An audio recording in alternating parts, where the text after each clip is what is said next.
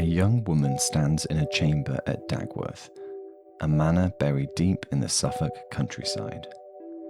For weeks now, the whole household has been listening to a voice. A child's voice, light, quick, clever, that speaks out of the empty air and knows things it has no way of knowing. It speaks from the corners.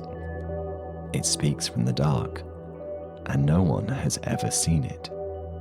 Tonight she has asked it, out loud, to show itself.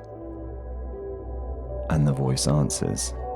It will appear to her on one condition. She must swear an oath. She may look, but she must never reach out. She must never try to touch. And she gives her word. And something moves toward the candle. We will come back to what she saw, because she is only the last of three. 3 times in a single lifetime, in a single county, something arrived that no one could explain. A man out of the sea, 2 children the colour of leaves, and a voice in the walls of a manor house. One monk wrote all 3 down, and every time the ordinary people who found it had to decide quickly what you do with a thing you cannot name. Welcome to Unquiet Britain. On the Suffolk coast, at Orford, in the year around 1167, Henry II sits on the English throne, and the castle at Orford is brand new, its great keep still pale, still raw against the grey. The knight who holds it for the king is a man named Bartholomew de Glanville. This is England, restless, watchful, half at war with itself, and a brand new royal castle on a lonely coast is a place that takes strangers very seriously indeed. Hold on to the name, because we will need it again 30 years from now at the other end of this story. One day the fishermen of Orford haul in their nets and find, tangled in them, a man, not a drowned man, a living one, naked, covered in coarse hair, but a man in every part.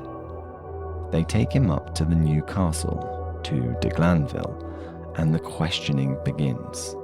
And here the story turns cold, because the wild man will not answer. Not that he refuses, he seems unable or unwilling to make a single word. So they try to force it out of him. They hang him up by his feet. They put him to torment. The chroniclers do not look away from this. The men of Orford tortured a silent, captured creature to make him speak. They questioned him in every way they knew how, and every way they knew how ended in a rope. And they got nothing, not a word, not a cry that ever resolved into language. They took him into the church to see whether he would show reverence, whether he would cross himself or kneel and betray a Christian soul inside him. He showed no sign of it. He watched the altar the way he had watched his captors, without fear, without understanding that anyone could read. He ate what he was given. He was kept. For a while he simply belonged to the castle, the Wild Man of Orford, the catch that would not speak. And then, one day, they took him back down to the water. They stretched nets across the mouth of the harbour, and they let him swim. He went under the nets. He surfaced beyond them, free in open water, the whole grey sea in front of him. And by most accounts, that was the last Orford ever truly saw of him. The man they had dragged from the waves, questioned and tortured, gave them precisely nothing, and then the sea simply took him back. This is the first answer to the question we started with. Faced with a living thing they could not name, the men of Orford tried to force it to become something they could. A confessor, a Christian, a speaker of plain words. When it would not, they hurt it, and it told them nothing at all. So much for the thing that came out of the water, because 20 miles inland, at almost exactly the same time, the ground was about to give up something stranger still. Woolpit. The name means wolf pit, for the trenches once dug to trap the wolves that ran the forests of East Anglia. It is harvest time. The reapers are out in the fields. These are old, dark woods in the East Anglian memory, the kind of country where the land itself was thought to keep dangerous things penned. And on this day, at the very lip of a pit dug to hold wolves, it gives up 2 children, a boy and a girl, frightened, crying, speaking a language no one knows, dressed in a cloth no one recognizes, and their skin, the whole of it, is green. The reapers take them in, and the children will eat nothing that is offered. No bread, no meat, nothing from the table, though they are plainly starving, until someone thinks to bring raw beans. Those they fall on. For a long time they live on beans alone, and slowly the village settles into the strange fact of them, much as, a generation later, a household at Dagford would settle into the fact of a voice in the dark. But the boy does not thrive. He sickens on our food, our air, our light. He weakens, and he dies. The girl lives, and as she lives, she changes. The green drains slowly out of her skin. She learns to eat what everyone eats. She learns English, and when at last she can be asked where she came from, she gives an answer no reaper could have invented. She said her people lived in a land of endless twilight, a country with no full sun, on the far side of a broad river. She and her brother had been minding their father's flocks when they followed the sound of bells into a cavern, walked its length in the dark, and came out here, into the blinding light of a Suffolk harvest, and could never find the way back home. And the ending, the book records plainly. The girl lived a long life, and she married a man from King's Lynn. The wolf pit gave up 2 children. The village raised the one who survived, and in the end, she became ordinary. A second answer to the same question. Woolpit did not reach for a rope. It reached for a bowl of raw beans, and it waited. And waiting, it got a life instead of a corpse. One life at least, the boy it could not save. The children of Woolpit were seen by an entire village, dozens of hands, dozens of witnesses. The last of the 3 would be seen by exactly 1 person, and only once. Return now to Dagworth, and to the manor we opened on. The 1190s, the reign of Richard I, a full generation after the Wild Man came out of the sea at Orford. The house belongs to a knight and royal judge named Osbert Fitzhervey. And here is the thread the chronicler leaves for us, pulled taut across 30 years and 20 miles.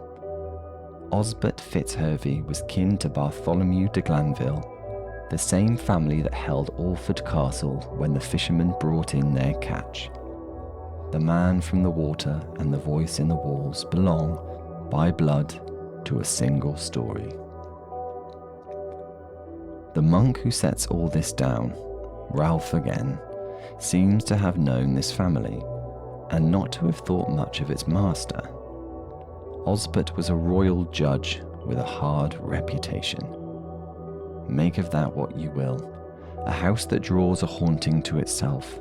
The medieval mind is rarely an innocent one. The Fitzharvey household begins to notice a presence, a voice, a small child's voice, speaking to them out of the empty air. At first they are terrified. It knows their secrets. It speaks their own dialect, and then, unnervingly, Latin. It will discuss scripture with the household chaplain. It asks for food, which is left out for it on a chest, which vanishes. It laughs. It plays. It teases out things that were meant to stay hidden. And for all that the household strains to catch sight of it, there is never anything to see, only the voice and the empty air it comes from. The voice calls herself Malakin, and she tells them what she is. She was a human child, she says, taken from a cornfield near Lavenham while her mother worked the harvest, snatched away and left in this in-between state. 7 years she has been like this. In 7 more, she says, she will be allowed to return to living people. And here is the turn. The family is not cruel to her. They do not fetch a rope. They do not put her to torment to force the truth out of her the way Orford did with its silent man. They grow used to her. They talk with her. They leave her supper on the chest. Where Orford reached out to seize, Dagworth simply listened, which is why, in the end, Malakin gives them what the Wild Man never gave Orford. Not speech dragged out under torture, speech freely offered for years, and once, only once, she gives them sight. A maid asks to see her, and Malakin agrees, on that one condition: the girl must swear not to touch her. The girl swears, and into the candlelight steps a tiny child in a plain white tunic, there for a moment, and then gone. This is what the maid saw. This is all anyone ever saw of Malakin. 3 arrivals, 1 chronicler, a monk of Coggles Hall named Ralph, who wrote all 3 down within a few years and a few miles of one another. And look at what actually happened each time. Orford took a silent man and reached for a rope, and got silence and an empty sea.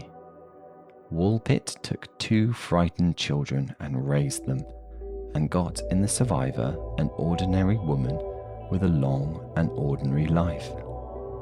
Dagworth took a voice it could not even see, and swore not to grasp it, and got the fullest account of them all. 7 years, a cornfield near Lavenham, a white tunic in the candlelight. The thing you cannot explain does not answer to the rope. It answers the open hand. Force closes the thing you are questioning. Patience opens it. The men of Orford never learned that lesson. The household at Dagworth never had to be taught it. And perhaps that is the real record Ralph left us. Not these monsters. 3 witnesses, a man, 2 children, and a voice, and standing over each of them, a room full of entirely ordinary people deciding what to do. This is Unquiet Britain.